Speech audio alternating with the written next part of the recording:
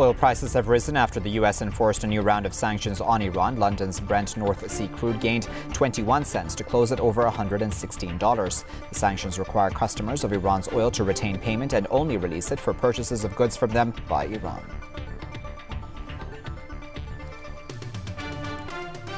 A European court has ruled that the EU should lift unilateral sanctions imposed on Iran's bank Saderat. The EU's General Court said the bloc has failed to provide evidence that the bank is involved in Iran's nuclear energy program.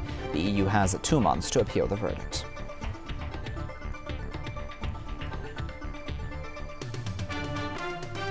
Steel workers and police have clashed outside the European Parliament in Strasbourg. Scuffles erupted during a demonstration against job cuts and restructuring plans by the world's largest steelmaker, ArcelorMittal. Police fired tear gas at angry workers.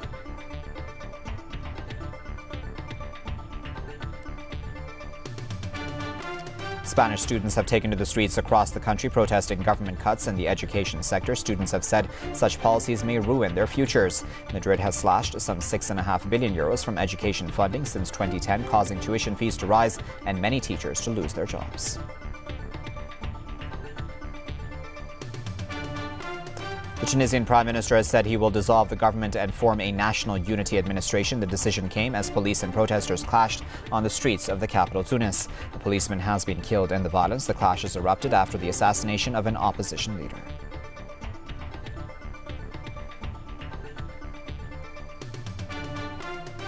At least 20 people have been killed in twin bomb blasts in the central Syrian province of Homs. Civilians and security personnel were among the casualties in the city of Palmyra. Some 24 others were also injured as bombs went off near the military intelligence headquarters.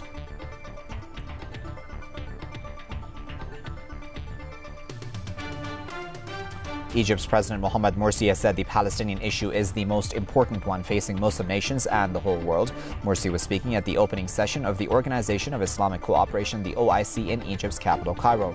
He said Islamic nations must support the Palestinian bid for statehood.